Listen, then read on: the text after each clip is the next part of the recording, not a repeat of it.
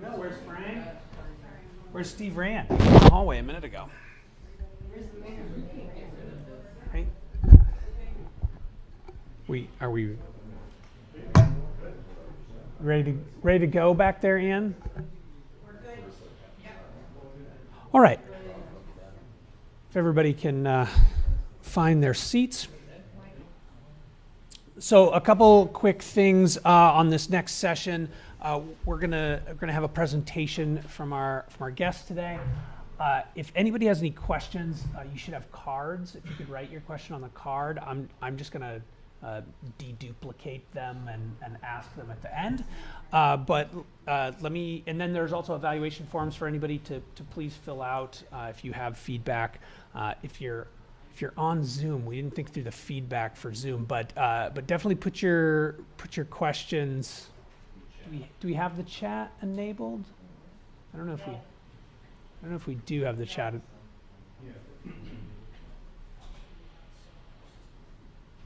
don't know if we do or not. But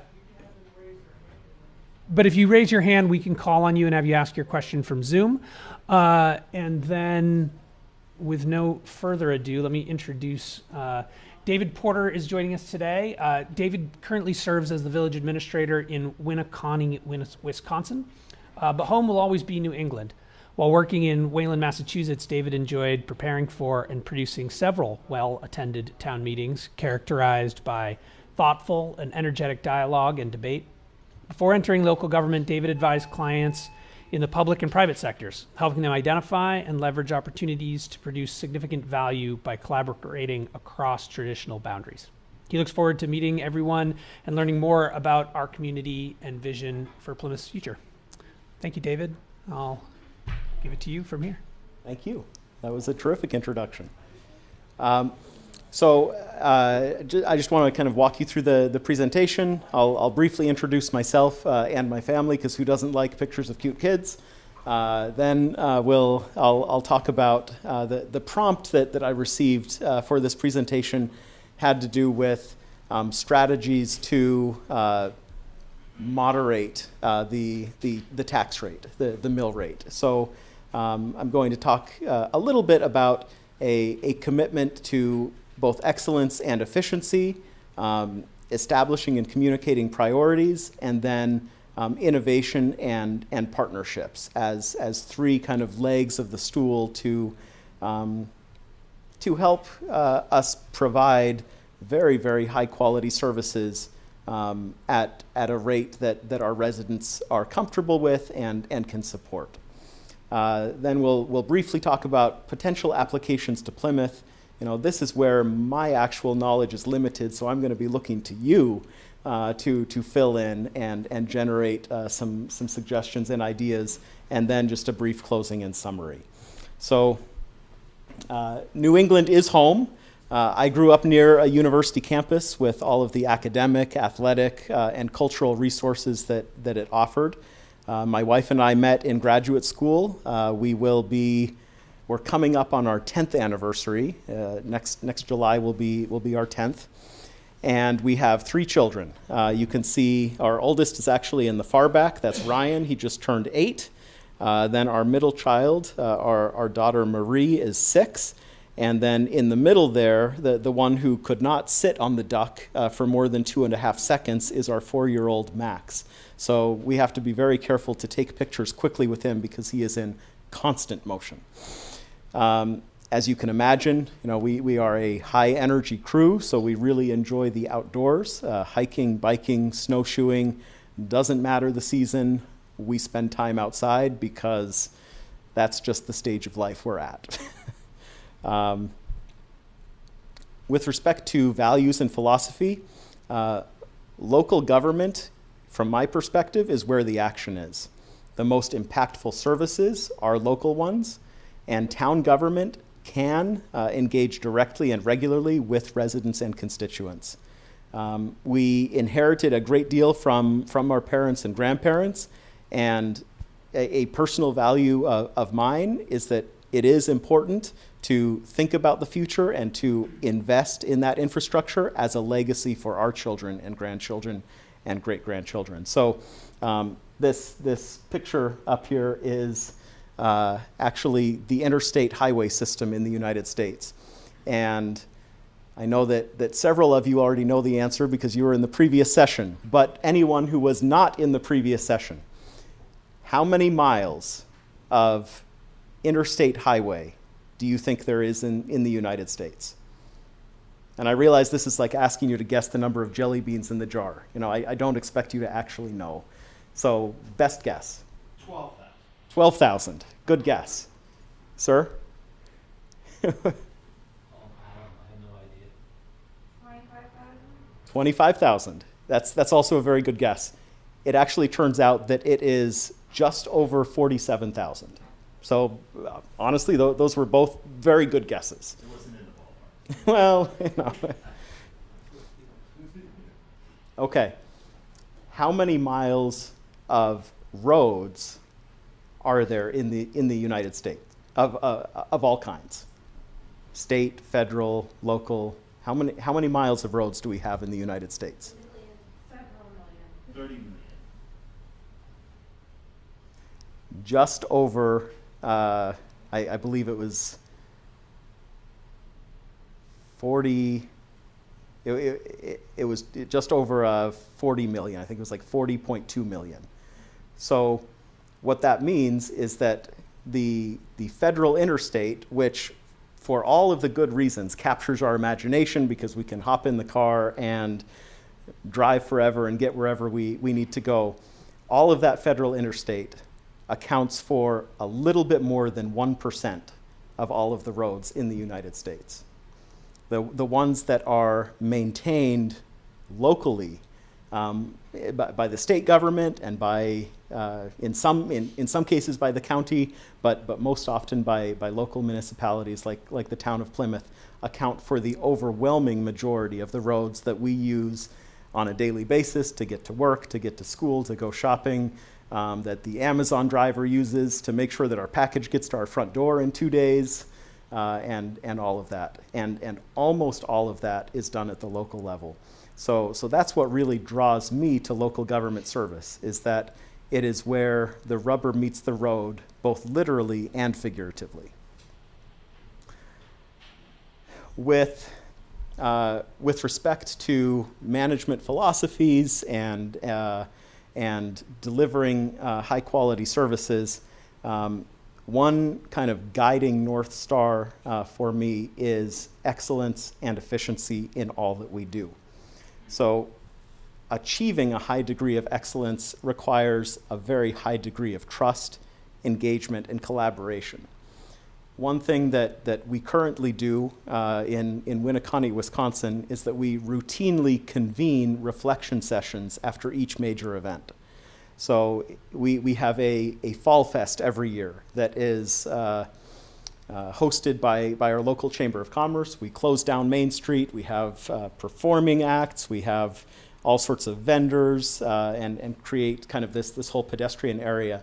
And after that event, we get everyone who was involved in putting on that event. So we have a representative from the Chamber of Commerce. We have a representative from the police department, the public works department, the fire department. You know, even if they were just involved in the touch a truck piece, you know, they're there.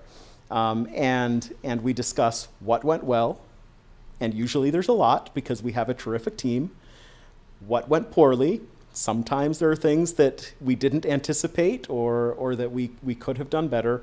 And then we always conclude with, what are we going to do differently next time? We also do this not just for planned events like a community festival, we also do it for emergent events. So we were talking a little bit earlier about infrastructure. We have in Winneconne very old infrastructure. As a result, we respond to and patch about 20 water main breaks every year. So our crew is usually out, and they never happen during convenient times. Like none of them are during the summer when it's 70, 80 degrees out. It's always, you know, during the late fall, dead of winter, and early spring, you know, as the frost is going into the ground, as it's coming out of the ground. In fact, we actually just had one Monday night. And before before driving to the airport, I went out and brought the crew some coffee and talked with them for a few minutes and cheered them up, because this was about 11 o'clock at night. They were still out there, trying to get down to the pipe and do all of that. They ended up finishing up shortly after 2 o'clock in the morning. And I know that the next morning, even without me being there, because it's been inculcated in our culture that they did a reflection session. And we've done enough of these for water main breaks that we have actually developed some new tools and best practices that have helped us get better at providing this particular service. So one of the things in one of the early reflection sessions that the team said was, it takes us a lot of time when we first get called in to go and find all of the tools that we need in the public works garage and get them loaded up into the truck. And then we get out to the water main break and we dig the hole and we get down there and we discover that the coupling is just a little bit different size than we thought, or it's rusted over and is we need a longer wrench to get more leverage, or we need something that we didn't anticipate. So then we have to drive back to the garage. Everyone else is standing around for 10 or 15 minutes, even though it's not that far away. It still takes 10 minutes, round trip to get there, and then come back. And so my team said, could we buy a trailer and put everything in the trailer that we need to fix a water main break? Just have a set of tools. And that way, when we get the call, we can just back up the truck, attach the trailer, and go. It's kind of like a go bag or a hospital bag. And my public works director kind of looked at me and he said, that's a great idea. And I don't think we even need to buy a trailer. We have one that we're not using. So we did that, and we let them put all of their equipment on there, and now they have a water main break trailer full of tools that they need to do that. And so now, within about 10 minutes of getting the call, they can be on site with everything that they need to repair that water main break. We've also, I won't bore you, but we've found a number of other operating efficiencies, and frankly, these sorts of things are not anything that I would have come up with in a million years. I have a lot of ideas. A small fraction of them are good ideas, but there are many, many more that I would never think about. And my personal knowledge of fixing water main breaks is so limited that I never would have thought to have a dedicated trailer. But these people whose responsibility is to do this 15, 18, 20, 22 times a year, however many times it ends up being, were experienced. They knew where their pain points were, and they knew what they needed. And my public works director and I created an environment where they felt comfortable sharing that knowledge and making that suggesting that innovation. And then by actually responding to it and implementing their suggestion, now when we have ongoing meetings, they're even more likely to share their knowledge with us and further make these innovations. And so I think that we already have an excellent team. We already do operate efficiently, and I'm confident that the team in Plymouth is no different, that you do phenomenal work. But there is always room for incremental improvement. And so implementing this kind of a cultural norm is really important. Then second, or I guess it says third because we had an introduction first, priorities. Every one of us has to establish priorities. There aren't enough hours in the day. There isn't enough money in the world. Whatever resource happens to be constrained, we cannot have it all. Local government is no different. I was actually, a few months ago, we were visiting my wife's family. She grew up in Texas. I don't hold that against her, and I hope you won't either. But we were visiting her family there, and what does a town manager do when he's on vacation? Well, he went to a friend's budget workshop in a neighboring town. Both because I kind of needed an evening away from the in-laws, and also because I was genuinely interested in my friend's budget and supporting him. And he did a great job. This is a mid-size and rapidly growing community. He presented a budget of across all funds, including capital projects and debt, of just over $100 million. And even with those very significant resources, the conversation was the same. We can't do it all. We wish that there was more. We have to make these judgment calls about what we are and what we are not going to do, and what we're going to do first and second and third, and then after that. And so one of the challenges that we confront in local government is balancing the short-term needs with the long-term needs. Do we shift resources into an operating budget for current year consumption, things like wages and salary and benefits, and new library books, which all of those things are important. We do want new library books so that people come in and circulation increases. But do we do that, or do we invest in a new building or a facility or repaving a road that could last 30 or 40 or 50 years, and that we are going to enjoy for a much longer period of time? And so one thing that I am beginning to do and would like to explore doing here in Plymouth, if invited to join your team, and I really hope I am, is a framework for identifying the cost of government services and then scoring those services against the community's goals. So, for example, among the many, many services that our Public Works Department provides is they have this community-wide compost site that they maintain. And folks can bring grass clippings and leaves, and if a bad storm comes through and the tree falls down in their yard, they can chop it up, they can bring it to the compost site, and our crew will chip it up. And then members of the community can come and, free of charge, get composted soil for their gardens or landscaping projects. They can get wood chips and other such things. It's a very, very popular program. And for many years, we charged a whopping $5 per year for a little sticker that people put on the windshield of their car for unlimited use of this compost site.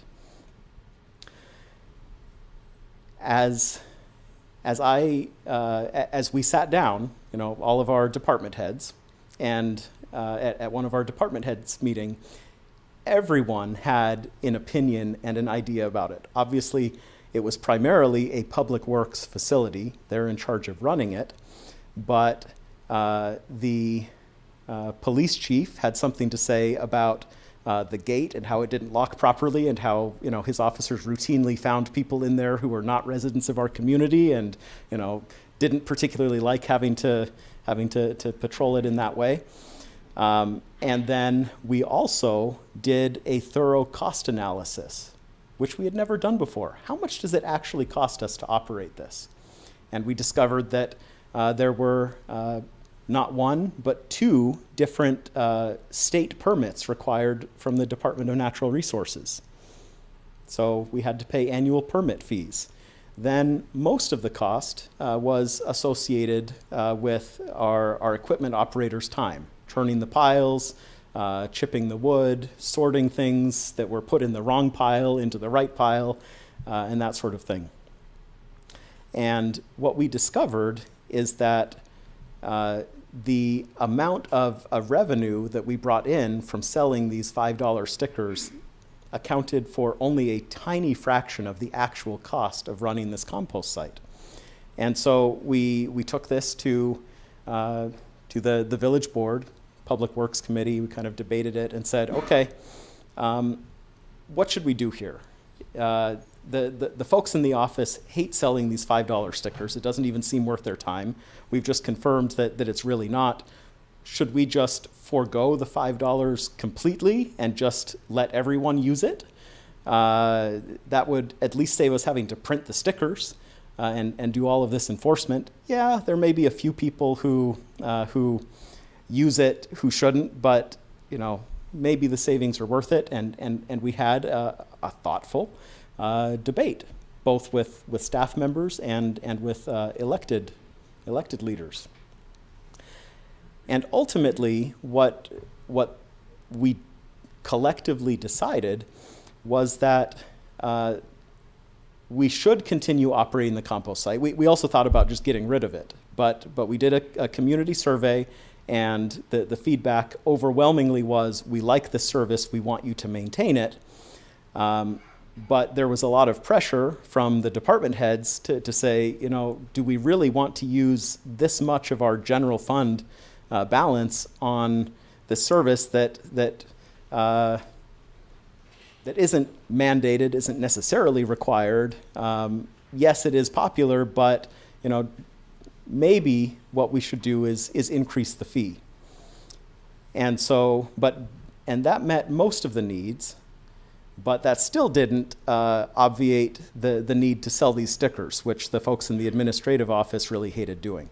So in the end, we found a way where we are allowed to add a $20 annual fee to the tax bill. It's a special fee. It appears up in a little box in the top right corner. Everyone in the community, every property in the community is assessed this $20 fee. You no longer need a sticker. You don't have to come in and buy one. You just have to have, an address on your driver's license that indicates that you are a resident of our community. So it's much less expensive for us to charge the fee, because we don't have to sell stickers. And we are recovering not the full cost, but most of the cost associated with operating this compost site through this fee. It's no longer, it now requires less of a subsidy from our general fund. So that was one way of identifying a program, costing it out, and then scoring that against our goals. So we certainly want to, one of our goals is stormwater management. And so the way that we were able to justify imposing this fee on everyone, including those who ostensibly don't bring their grass clippings or leaves there, is that we run a street sweeper through the entire community, and that helps with stormwater runoff and cleans that up, and we go and dump what the street sweeper picks up in the compost site. And then after major storms, when they come through, if trees fall in the street, our crew goes out and chops those up. They take that to the compost site. So everyone in the community does benefit from it. But we no longer have nearly as many administrative costs, and now we're not as reliant on our general fund to cover this popular program. Then finally, with respect to moderating and maintaining a reasonable tax rate, is innovation and partnerships. So I currently sit on the board of directors of the Greater Oshkosh Economic Development Corporation.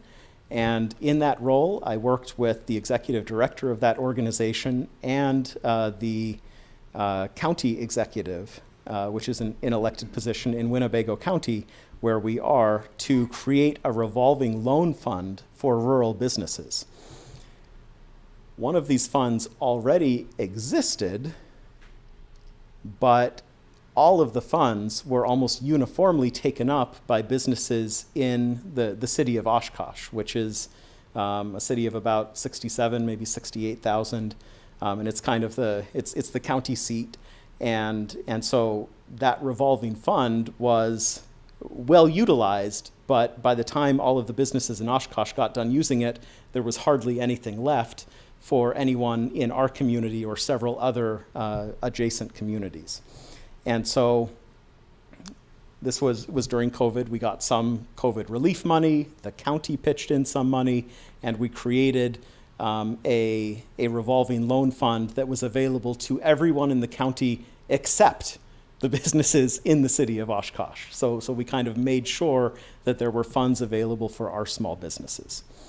And then internally, I collaborated closely, and I give a lot of credit to a fantastic public works director that I have. We did a fleet needs assessment and came up with a fleet management plan that leverages government procurement to renew many of our trucks every 24 months at little to no cost. So if that sounds too good to be true, let me unpack it just very briefly, because when I first heard about it, it definitely sounded too good to be true. It turns out that if you or I were to go to a local Ford or Chevy dealership, we could, if we were lucky, given the supply chain constraints, we could go and purchase, let's say, a Ford F-250 Super Duty truck, which is kind of, our Public Works Department has quite a number of these. I think they have 4 of them. But as consumers, we would be hard-pressed to drive that truck home for less than $50,000. Once you add in all the fees, it'll probably be closer to 55 or even 60. But as a local government, we can access the state bid price, which for that same truck, this year anyway, is $37,000. So we can order it direct from Ford, it gets shipped to the dealer, we write them a check for $37,000 and we drive away. So then we get the brand new truck, we use it for 24 months.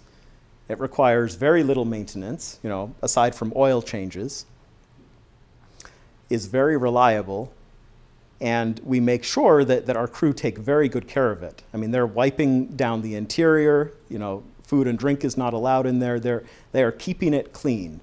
And then at the end of 24 months, we can turn around and sell it, in some cases, for more than the $37,000 that we paid for it. So even a 2-year-old truck that would normally retail for $50,000 will depreciate down to, say, lose 20% of its value. Well, now it's $40,000, and we can sell a 2-year-old truck for $3,000 more than we paid for it new.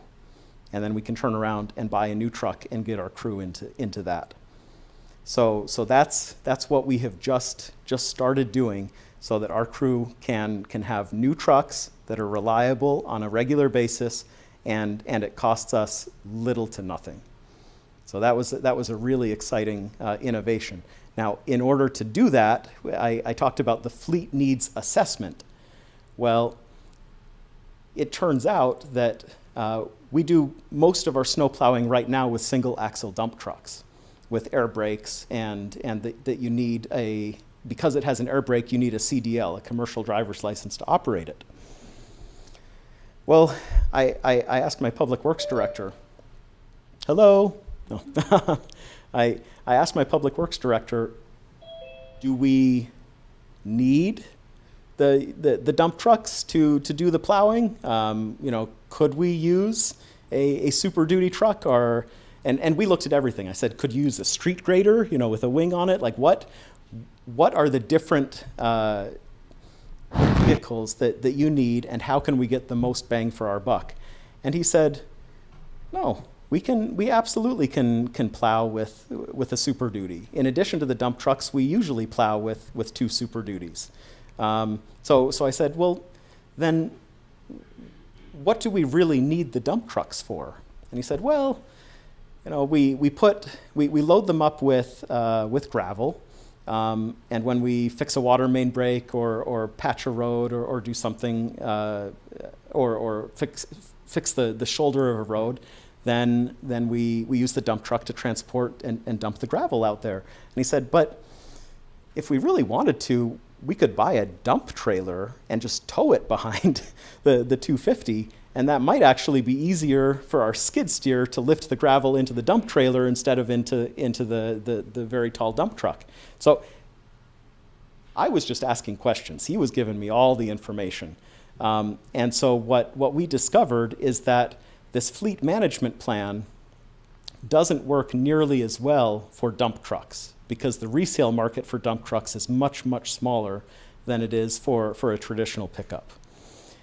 And so by identifying, in the end, he said, you know, if we do this fleet management plan, we should keep our dump trucks until they reach the end of their useful life because they're paid off. There's no reason to prematurely get rid of them. And we should always maintain one dump truck because there are a few things that we do need it for, but we don't need 3 of them. So as our dump trucks reach the end of at the end of their useful life, we're going to replace them with other vehicles that in most cases are the largest vehicle that does not have an air brake and does not require, because of their weight, a commercial driver's license. That's not because of our operators. Our operators all have CDLs. They can do whatever. But it is much, much easier to resell a vehicle that does not require a CDL to operate. So we're able to then include that in this fleet management plan and get in new vehicles more frequently. How does this apply to Plymouth? Well, this morning, before I drove up here, I read your comprehensive plan. It's about 74 pages long. Very interesting. I think it was from 2018. Really well done. And I was really pleased to see, you know, where the folks who produced that plan think that, you know, a new commercial district could go in. There were some ideas for kind of multifamily residential in the core part of town closest to the PSU campus. You know, maybe some new single-family residential in this kind of northern triangle up by 93. So there are a lot of great opportunities. I was also really impressed, and admittedly, I wrote this slide before I met the department heads this afternoon, so I was kind of going out on a limb, but my meeting this afternoon only reinforced what I hoped would be true, which is that the town of Plymouth has a very talented team in place. The questions that they asked me were thoughtful, and you know, when I answered and they asked a follow-up question, it was clear that they know their departments well, they know this community well, and are doing great work. So I'm really pleased to see that the town of Plymouth has a really talented team in place. And then I think that there are a lot of opportunities to collaborate with neighboring municipalities, with the county, with regional economic development agencies, several of which were mentioned in the comprehensive report.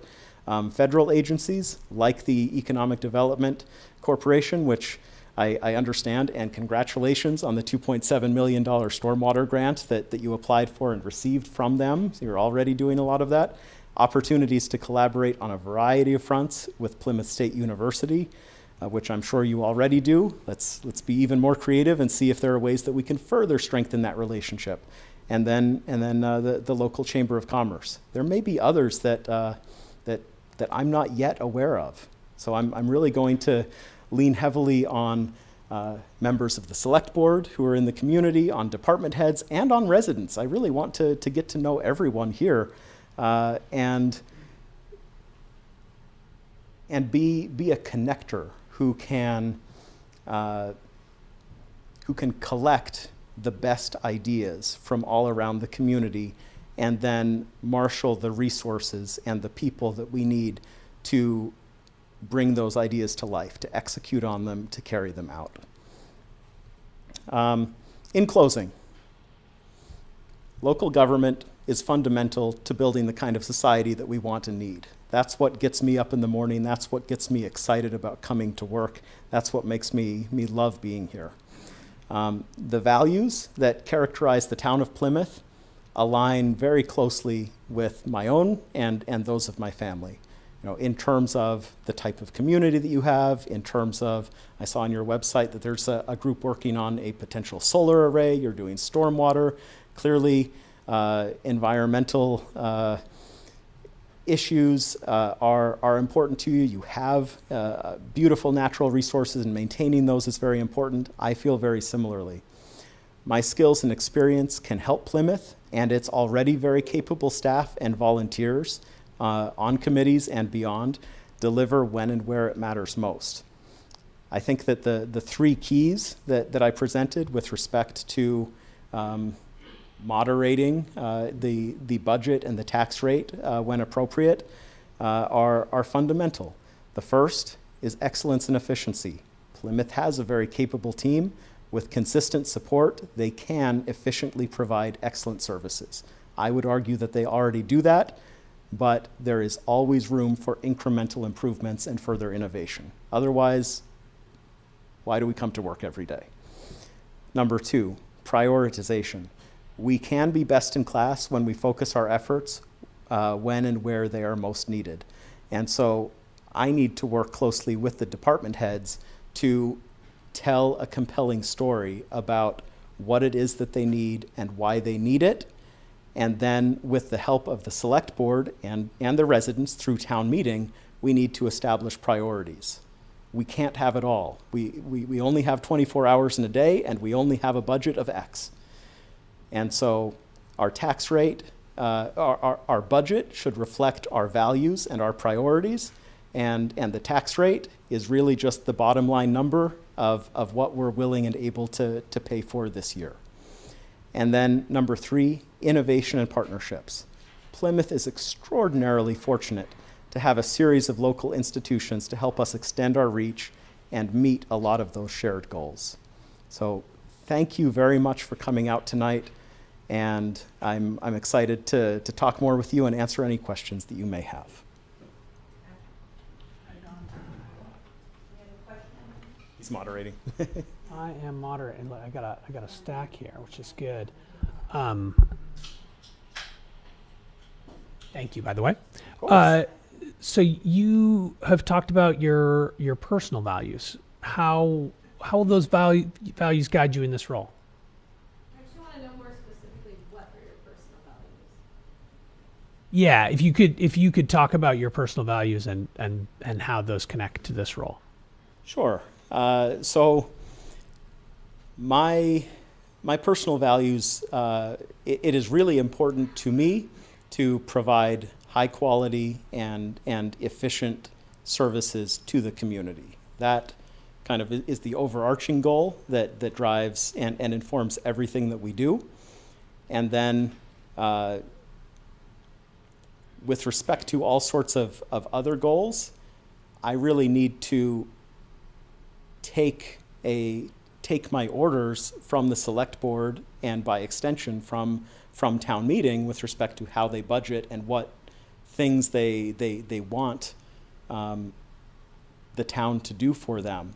That being said, I get the sense that my own personal inclinations around open communication and diversity and equity and environmental stewardship, which in my personal life are very important to me, likely are things that this community shares and would also want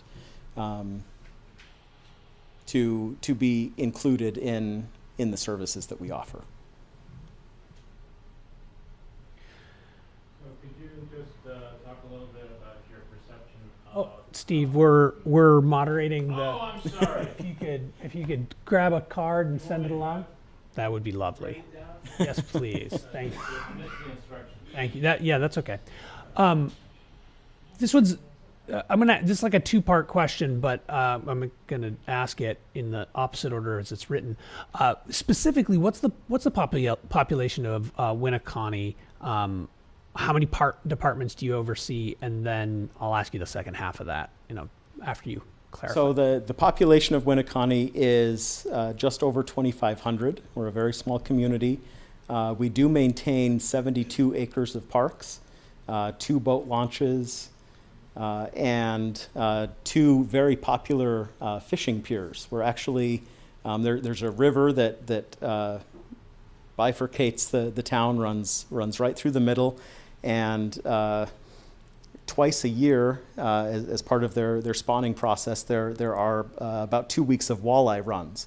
And so we just get, on any given day, hundreds of fisher people from as far away as Texas, but most of them from kind of Chicago and other parts of Wisconsin, and they're just standing. I mean, you can go out there when the walleye are running at 2 o'clock in the morning, and they're standing shoulder to shoulder with their fishing poles out there. Sometimes they have like 3 poles mounted, on the railing of this fishing pier, and they're just having a great time. So we are kind of a seasonal touristy community, and Other than the parks, what are the other departments you oversee? oh, I mean, we are a full-service community, so we have a full accredited 24-hour police department. We have a volunteer fire department, library, administration, public works, parks. We also have a water utility. We have a wastewater utility, and we operate and maintain our own treatment plant and actually contract with a nearby sanitary district. So in addition to our own residents, we also treat the sanitary sewage for a nearby community under contract. We have an economic development authority. One of the many hats that I wear is economic development economic development director. As such, we currently have 5 tax increment districts. And during my tenure there, we made 2 really important moves. One was attracting and encouraging one of our largest light industrial tenants in our industrial park. It's actually a company that manufactures electrical utility equipment to convert from sort of high voltage transmission lines down to local substations. They're about the size of a small house, and their business has just been booming, and they have more than doubled the square footage of their facility and hired probably 45 or 50 new employees in the time that I've been there. And then on the other side of town, shortly before I arrived, a regional big box store. I don't think there are any in New England. I certainly hadn't heard of them before I went out to Wisconsin, but it was called Shopko. And they declared bankruptcy about 2 months before I moved out to Wisconsin. So we had this big box store right on the edge of our community. It was dark, vacant. What are we ever going to do with this? And the longtime owner of the Ford dealership in town was getting ready to retire. He sold his franchise to an investor group that already had a GM and a Chrysler dealership in another community about 40 minutes away. And I was worried that they would take the Ford franchise and go and build a dealership, a Ford dealership right in a row, next to their other 2 ones. So I scheduled a meeting with them, talked with them, and in the end, with a lot of help from other community members and board members, we convinced the new owners of the Ford franchise to purchase the big box store and renovate it into a brand new Ford dealership that met all of the requirements of the Ford Motor Company. The old dealership, I think, had 1, maybe 2 service bays. The new one has 6. And it was completed. We did a ribbon cutting probably 5, maybe 6 weeks before COVID struck. And I'll tell you, the timing, I mean, not that COVID was convenient for anyone. It certainly wasn't. But that was the ideal time for them to have those extra service bays. As the supply chain got snarled up, people were unable to purchase new cars, and they were hanging onto their cars for longer and bringing them in for service. And so they were enormously happy, very happy to have those additional service bays. I was very pleased to have the big box store filled with a beautiful new dealership, and then a local gas station and convenience store that was already operating purchased the old dealership and built like a super convenience store and sort of expanded their footprint. And the first two examples, the one in the industrial park and the one and the Ford dealership, were both in these tax increment finance districts in each of them. And of the 5 districts that we have, 3 of them are actually operating in the red. That is to say that to meet their debt service, there is not enough tax increment in their geographic boundary to meet their debt service. So we have to have sharing agreements with the 2 that are in the black so that we can pay off that debt. If there was inadequate increment across all 5 districts, then the village itself would have to levy to make good on that debt service, and we could not take advantage of the school district and the county and the other taxing authorities' increments. So even though in the near term those 2 changes had no impact on our general fund, which was a source of great disappointment to me because our general fund is very, very tight, what it did do, because neither one of them required or applied for any tax increment financing. They didn't want any assistance. They just did it. And so both of those, the incremental value of both of those districts increased substantially, and now we can use that additional increment to pay off the debt in the other 3 districts even faster than we could otherwise. And we're just trying to close them as fast as we can. We'll probably be able to close 2 of them within the next 5 years. And when that happens, then that increment goes on to our general fund, which is what most excites me. That was kind of a long answer. I apologize. That was probably far more than you wanted to know. Yeah, we are limited on time, so try to get through a few more of these. What will you do to support employees in this role? I think that it is really important, first of all, to hire really good employees, to give them clear direction, to check in with them, mostly to understand when they need my help, but otherwise get out of their way because they're really good and they're going to do great work. And so that's why, and these meetings, the last meeting and this meeting, I'm trying to remember which examples I shared, so I hope I'm not boring anyone. But that's why I have a weekly department heads meeting. I also meet one-on-one with each department head in case there are, they want to go into more detail or have something that they don't necessarily want to share in the group setting. And then I will also, on an intermittent basis, go and lead these reflection sessions. Now, when we first started doing these reflection sessions, after water main breaks, after Fall Fest, after all sorts of other things, well, initially I led them because I wanted to demonstrate kind of how I wanted it done. Then, after doing 2 or 3 of them, I attended, but the department head led them. And then after a few more, the department head would often delegate that to say a deputy director or a lieutenant or something, someone, a senior member of their department. And so now I will intermittently attend them to lend my support and demonstrate to them that I'm grateful that they're doing it and that I support their efforts. But there are a lot more of these reflection sessions than I have time to attend.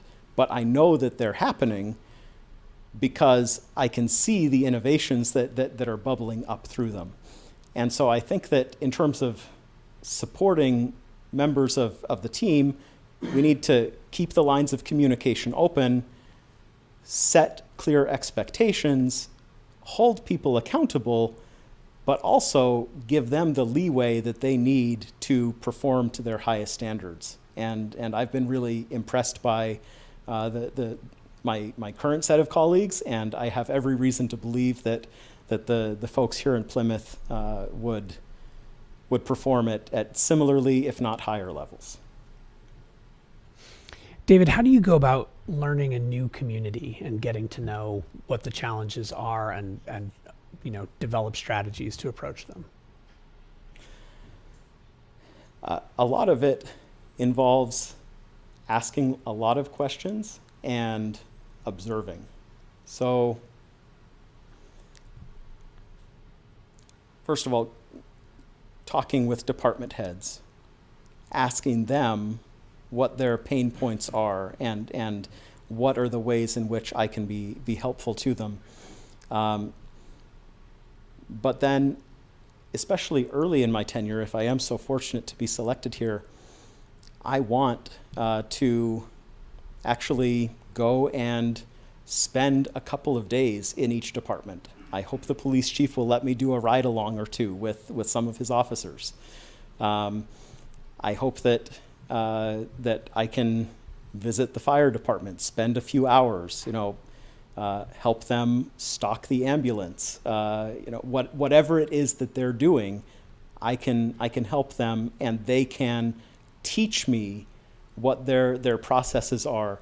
And the same goes with the library and public works and every other department. So I really want to initially go slow in order to later go fast, but really understand how each department functions, so that when a department head comes to me and says, I need help with X, or I'm feeling pain here, here's a pain point, then I have some background and understanding of what's going on and why that might be a pain point, and I'm not just kind of coming into the situation blind, because I want to be able to be that empathetic listener who understands what is going on and is therefore able to provide the assistance and support that they need. That really goes for staff. I feel like there's a second half of that question, which is members of the community. And I would be, first of all, want to work very closely with the select board and meet with you and understand your desires for the community, but also with my family. I want to be completely integrated. If there's a not-for-profit or charitable organization, I'd like to find one or two of them and serve on their board. I'd like to, attend whatever your equivalent is of Fall Fest and be present. Come to the activities and be very involved. And when appropriate, I realize it's not always appropriate, but bring my kids along, and just be an active and visible member of your community.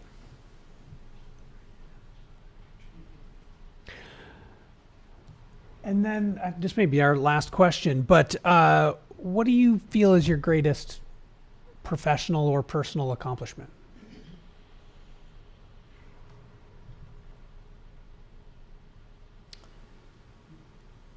Well, I think that my greatest personal accomplishment is undoubtedly my family. I have just an extraordinary wife. I hope that one day I will be able to introduce her to you. She just does a marvelous job. She is a teacher by trade. She was getting a master's in education when we met. And then before we started our family, she taught third grade and has all of the licensure in special education and is a reading specialist. And it is just really remarkable to see what she is able to do, both in a classroom setting and also working one-on-one with kids who are struggling to learn how to read or how to improve their reading skill, and just to see where they are kind of at the beginning of the school year and where they are at the midpoint and at the end. And she does just a remarkable job with our children, and I'm very grateful to her and also for the way in which she both picks up a lot of slack when I need her to, but then also kind of loops me in and nudges me and makes sure that I am involved when our kids most need me to be. She just has this kind of sixth sense. And so I'm very grateful for my family, and personally, I think that is my greatest accomplishment, but certainly not one that I have done by myself. Professionally,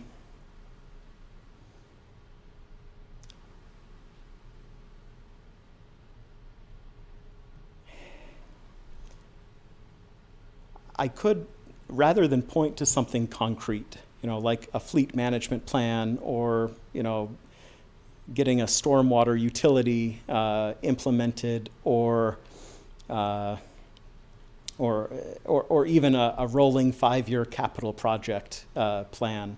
All of that was challenging and enormously rewarding when we finally accomplished it. But I think that even more important was and is the culture of continuous improvement and innovation that I was able to implement in my current organization. I mean, when I see these teams sitting around a table, whether it's in the public works garage or the police department or anywhere else, and reflecting, and sometimes it only takes 10 or 15 minutes. These are not long meetings, but sitting there and talking openly with their colleagues about what went well, what didn't go well, and honestly, in some cases saying, I didn't like when you did, X, Y, or Z, and then discussing how they're going to do it differently. That took some doing, and those meetings at first were awkward, and building support for them and demonstrating the value, because demonstrating that these meetings were not like the suggestion box in the sky where we were kind of doing them and then nothing ever came of the ideas. We had to act early and quickly to put into place, the water main break trailer and other ideas so that people took the meeting seriously and knew that they were actually being heard, and that if they brought an idea forward, that it might not always get implemented, but it would always be taken seriously. And so I think that in my current organization is what I'm most proud of, is establishing that cultural shift toward a high degree of thoughtfulness, reflection, and an emphasis on continuous improvement. Well, great. That takes us to time here. Really appreciate all the time you spent with us, David, and for your presentation. And Thank thanks you. to everyone who came and gave us questions. There are feedback forms. Please fill those out. There's a box up front to drop them in, and we'll do some transition. Yeah, we'll take like 5 minutes of transition. Yeah. Maybe even 10. You're on the select board, right? Okay. You're meeting with us, so. Okay, well, that's terrific. I remember facing that you were very little on the computer screen, so. Yeah, I Still know, trying so. to, but I do.